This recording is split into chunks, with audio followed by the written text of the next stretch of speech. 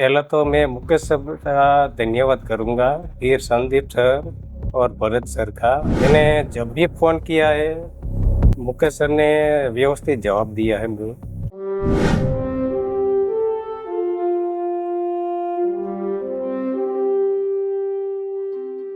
मेरा नाम परमार शैलेश भाई है। मैं लिमडी से हूँ, गुजरात से। मैंने टेक्नोलॉजी टीम से यूट्यूब में देखा था। आज से लगभग 15 वर्ष पहले मैंने सबको पूछा था लच्छी के बारे में, दही के बारे में। किसी ने कुछ नहीं बताया था। यहाँ ट्रेनिंग लेने के बाद मुझे मालूम पड़ा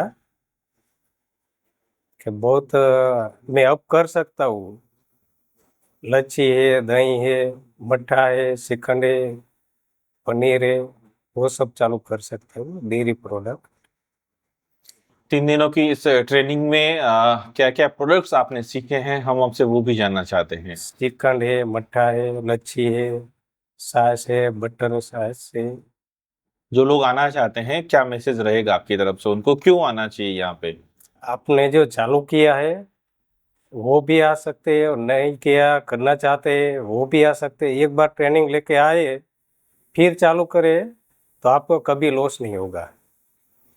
2 शब्द टेक्नोलॉजी टीम के लिए आपकी तरफ से। पहला तो मैं मुकेश सर का धन्यवाद करूंगा, फिर संदीप सर और भरत सर का, अनिल सर का।